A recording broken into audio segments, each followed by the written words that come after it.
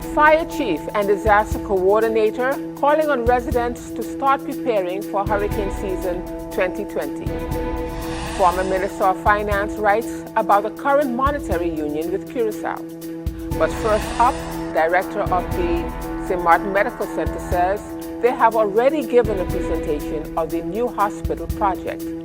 Those are the headlines for Tuesday, May the 19th, 2020.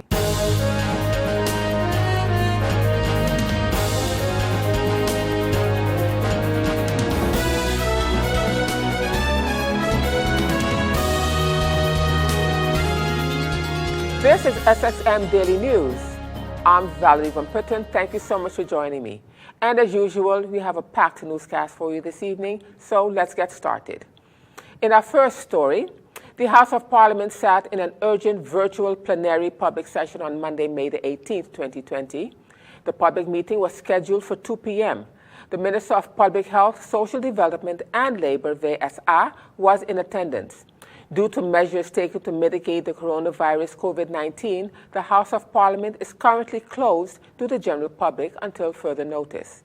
The agenda points for the meeting were the future plans for the construction of the new General Hospital. This meeting was requested by MP C.T. Emmanuel, MP C.A. Bonkamper, and MP A.E. Arundel.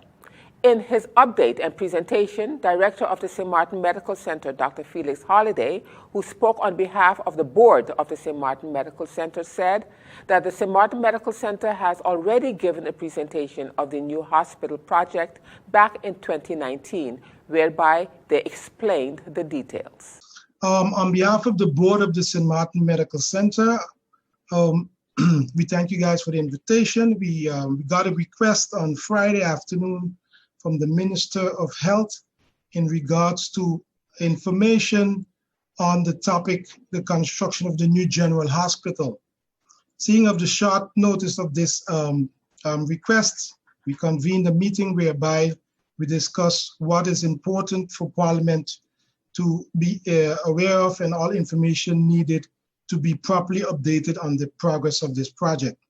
Well, today, on behalf of the Martin Center official, we have Mr. Robert John James, is the Chairman of Parliament, who is present with me, and Mr. Henk de Zeeuw, who is the project manager.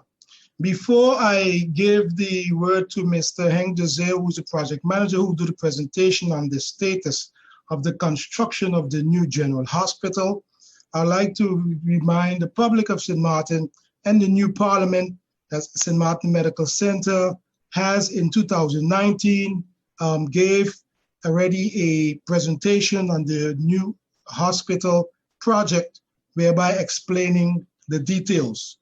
I would like to stress on two things. The reasoning for a new hospital is because St. Martin Medical Center was built in 1991 for a population of 23,000 people. We are now in the year of 2020. All know how the population have grown, and that henceforth the hospital has become too small. We have seen an exodus of patients going to Colombia and other several parts of the world, whereby St. Martin had to make a plan, a comprehensive plan. In order to diminish costs, we had to organize the care here in St. Martin. So on basis of those two topics and those two themes and main reasons why a new general hospital is needed for St. Martin. No one knew that the pandemic of COVID would hit us. Henceforth, plans that have been adjusted because of Irma will also bring us to additional plans going forward to deal with these type of crises in the future. As we have seen what St. Martin Medical Center had to undertake in order to take care of the public of St. Martin in the short term that the COVID crisis hit our shores. And project manager of the St. Martin General Hospital, Mr. Henk de Zeeuw, in his presentation, outlined the project and said that the hospital is more than just a building. It also has to do with people. First part of the introduction, very important thing, a hospital is a very complicated matter. A new hospital is more than only a building. It also has to do with people, with protocols and procedures. That's why if we talk about the project, we talk about what we call the house and the home. We're talking today of the house. My job is I'm the project manager of the house, but we work very close together with the SFMC to be sure that when the house is ready, also the people are properly staffed, properly trained, have the right accreditation, and we're aiming for the highest international accreditation, the GCI, and that's all being, let's say, parallel to the building of the new building. I think we have seen this picture before, and let me start with the picture itself. This black box basically represents the existing hospital. Basically, what we're going to do is we build the new hospital on the same location. We have reviewed several alternative spots, but it turns out the best option is still using the same spot. And that means that basically that we have to build a new hospital while the existing existing hospital is still in full operations. So that's why when we start with the building, we start what we call the main building, and the main building that's basically here will be built on the parking lot of the existing hospital. And for your orientation, I think everybody knows the spot. Here we have the roundabout, here we have the care complex, the Jaggers Road and the Road of Welgelegen. So basically, we start with the main building on this side, then we demolish the existing hospital, we will build the additional wing and the entrance, and the last phase is we build the parking lot and the helicopter pad, right? This new hospital is basically a state-of-the-art hospital designed to withstand hurricane forces after Irma 200 miles. And it is basically 3 times as large as we have now. Mr. Holliday already said the reason why we need a new, but moreover important, a larger hospital. So the new hospital will be a main building, 5 floors, of which 1 is a technical floor and the wing for 4 floors. In total, 16,500 square meters. We go from the existing 66 beds to 110 beds. Divided over special care beds, medical surgery, mother and child, daycare positions. And we also here including, let's say, the special provisions that are needed if, and hopefully never, there will be a new COVID incident. The isolation rooms and so on and so forth, all included in the concept of this hospital. And at the EOC, the Emergency Operations Center meeting of Friday last, May the 15th, 2020, the Prime Minister of St. Martin, the Honorable Sylvia Jacobs, gave a breakdown of the proposal of the liquidity support that was proposed by the Netherlands and what the island countries in the kingdom would be. That the proposal has finally come forth from the Netherlands as to what the liquidity support for the island countries in the kingdom would be. I was actually quite pleased to have sat with the Prime Minister of the Netherlands for the first time this week, together with my colleague Prime Ministers, and was given the impression that on Friday we would be told or we would be informed as to what the second tranche of assistance would look like, and that we would have until the 3rd of July to decide or finalize the discussions as to the way forward for the 3rd tranche and what conditions would be attached to this. However, to our surprise, less than 24 hours ago, we had to prepare our plenipotentiary minister to defend St. Martin's position, as did the other 2 countries of Aruba and Curacao, to the fact that we have been made what we can only be called an indecent proposal by the Netherlands. It is a take it or leave it situation, and I will be going into an emergency Council of Ministers meeting after this press briefing, and thereafter I will be able to inform the general public as to the way forward. We have known, or we know as a country already historically, what has been done in the past, whereby assistance is granted with conditions that have been unreasonable, unachievable, and therefore seem to be a setup to fail. As a country, we have come with a proposal. We will have the discussion with our Council of Ministers and Parliament, and as we move forward, the community of St. Martin will be informed as to how we will proceed with the offer that has been made by our counterparts in the Netherlands. We have been given until Wednesday to either take it or leave it. And as such, we are preparing for that meeting and any bilateral talks that will take place in the meantime. And in other news, the St. Martin parliamentary factions of PFP, USP, and UD have called for an urgent meeting of Parliament to debate the request from government of St. Martin for financial assistance in connection with its stimulus and relief plan, the SSRP, and the Kingdom government's response to this request. According to an agreement with Parliament, the Prime Minister is scheduled to provide a briefing to Parliament on the overall state of affairs this coming Wednesday at 3 p.m.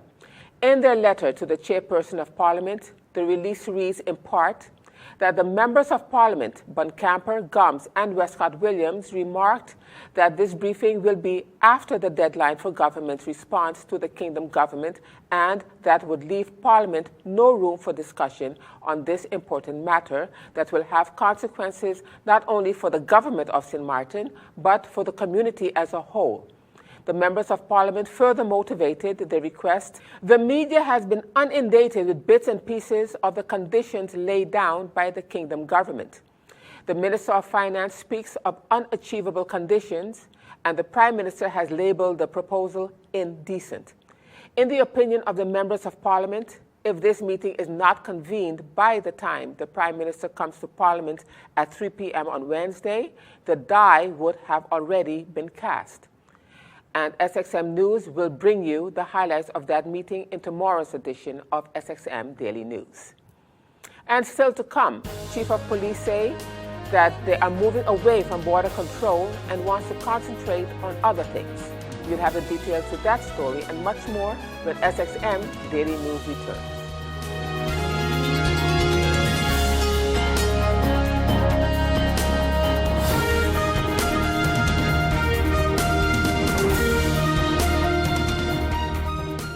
GEBE has been faithfully serving the communities of St. Martin, powering your home and our economy.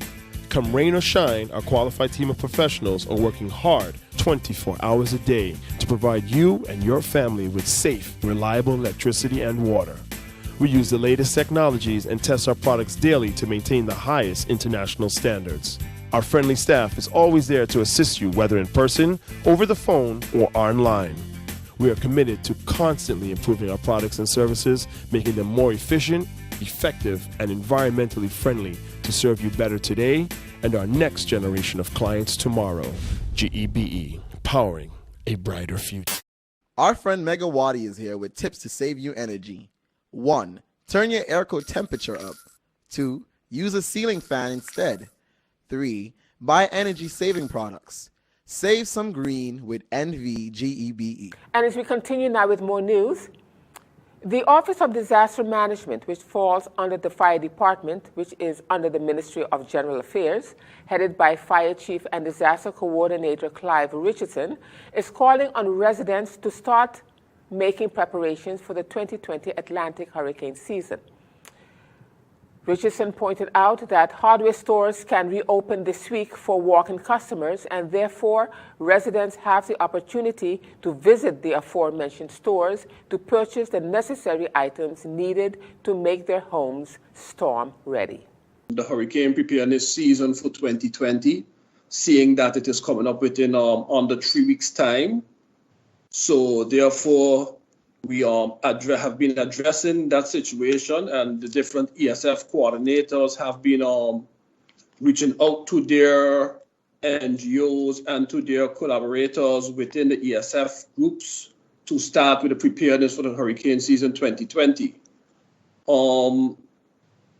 I know we are still busy with COVID, but we have to start preparing also for the hurricane season, because based on the update that the Met Office gave today from Mr. Isaac, in which he said that it can be a very active hurricane season, hearing the international news based on the hurricane season 2020. So therefore, I would like to encourage the population of St. Martin to start preparedness as the businesses continue to open slowly but surely. Make sure that your disaster kits are prepared, are up to date. Make sure that you have your plan in place for your family and your loved ones. DECOM will start sometime soon with their public service announcements. which will also encourage people to start preparing for the hurricane season, in combination still with the COVID, the requirements to stay safe, the social distancing.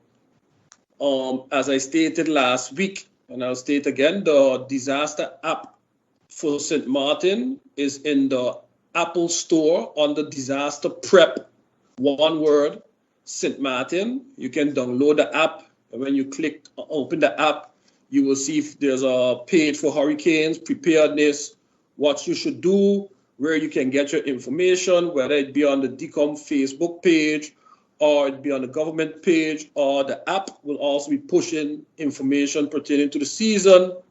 So I would like to encourage the public of St. Martin to go to the page, the Google Store, or to the App Store, the Apple Store, and download the app so that you will know what to do in case of an impending hurricane.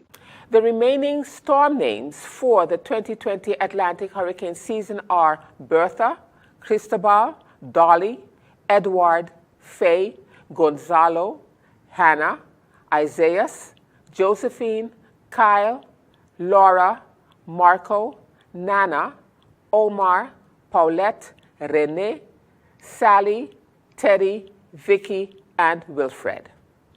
And in other news at this time, Chief of Police, Mr. Carl John, who also attended the EOC meeting on May the 15th, says that law enforcement is now moving away from border control and they want to focus on other things, including keeping the crime situation low.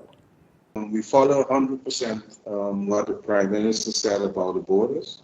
Law enforcement on the Dutch side of St. Martin is focused and prepared to move away from the borders and permit free movement between both sides.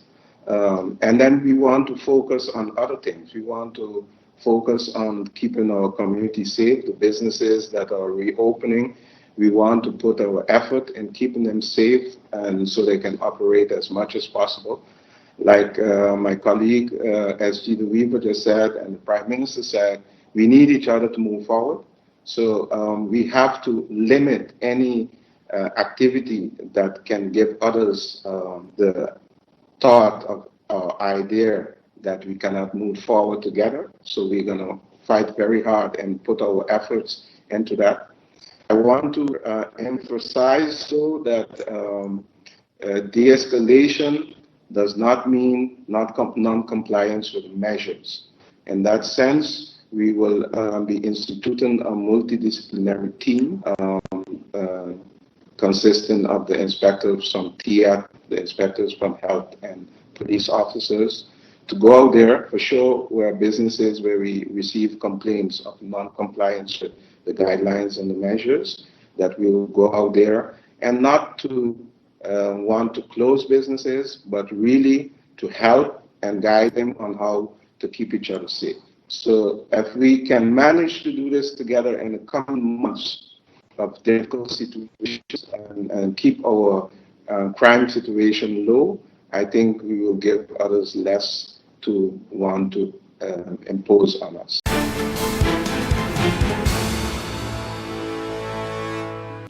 And now turning to our weather forecast for May the 19th, 2020.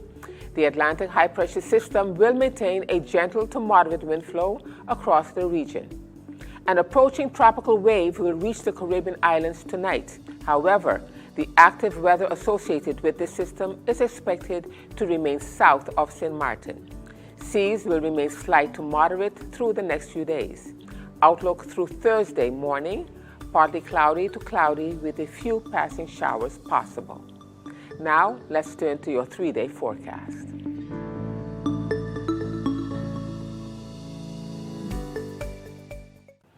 And still to come, First Vice President of the Collectivité gives an update of COVID-19. You'll have the details of that story and more when SXM Daily News returns.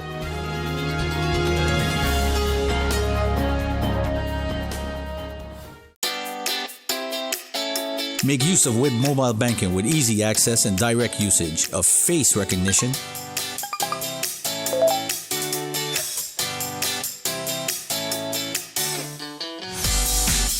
PIN code,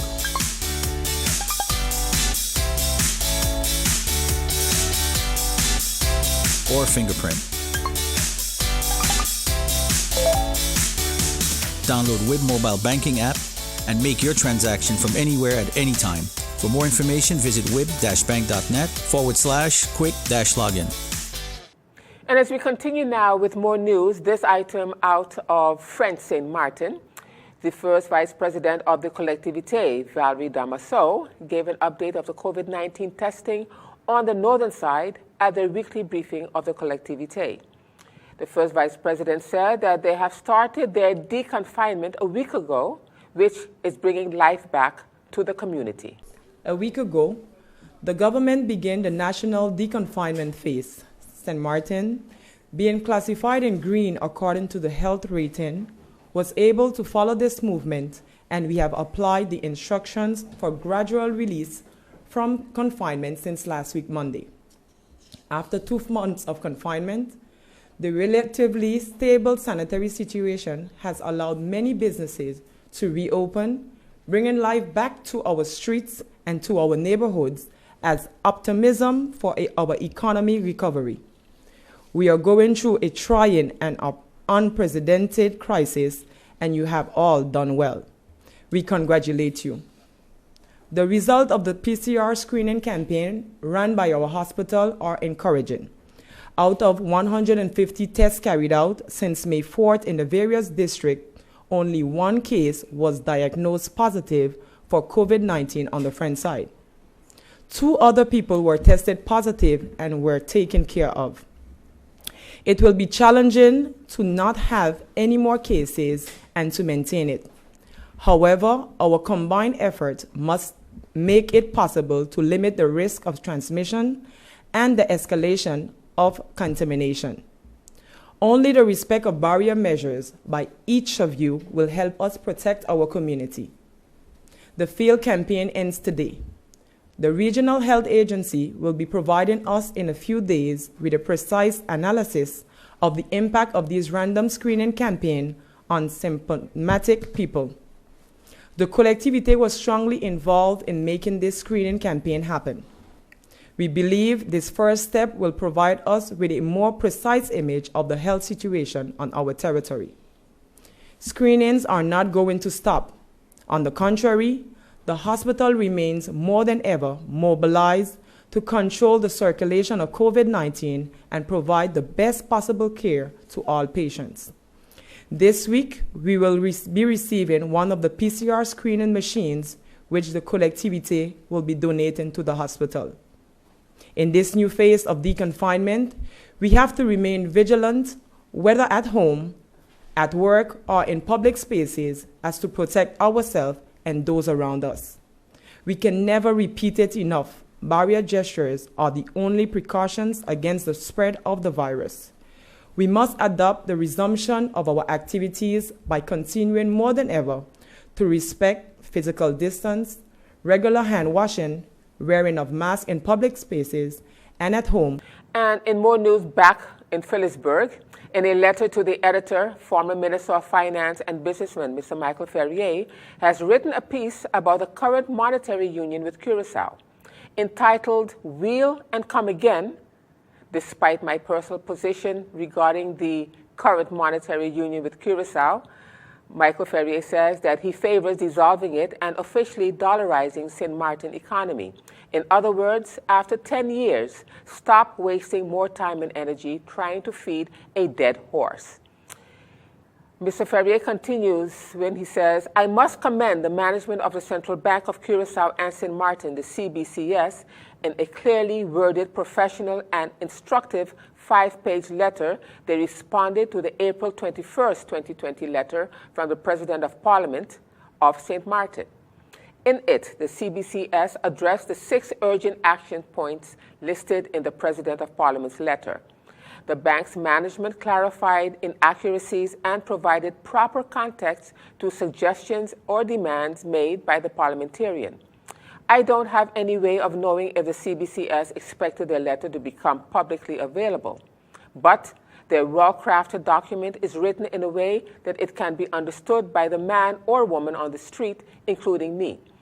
The content was carefully explained. the language direct, and the tone professional. Monetary economics and central bank policy are complex topics for which I often turn to friends and associates who are smarter and certainly better qualified than me for explanations and or clarifications. This particular response letter, however, provides facts and figures that leave no doubt that the CBCS wants their message to be broadly understood. Without using technical or complicated jargon, the CBCS management explained what they can and cannot do. They named the applicable rules and regulations and provided references for those so inclined to fact check. It certainly shows that they did their fact checking. The bank's message is loud and clear so that there can be no question about the truth and the source of the statements, whether it is the President of Parliament's suggestion that the CBCS tells local banks how to conduct their business by, for instance, telling the CBCS to insist that commercial banks fully and unconditionally postpone mortgages, or explaining the mechanisms for protecting the value of our local currency, rather than a haphazard issuance of bonds as suggested by the Member of Parliament. The CBCS management also lists the expertise they have provided to government and Parliament over the years. So, to sum up what I take away from the now public response, the CBCS uses 5 pages to explain and educate the President of Parliament about his 6 urgent action points. But according to me, there is a deeper message sent here, which in local parlance could be summed up only as follows. Mr. President, wheel and come again. And still to come, GEBE will be closed on Thursday and Friday upcoming. You'll have the details of that story when SXM Daily News returns.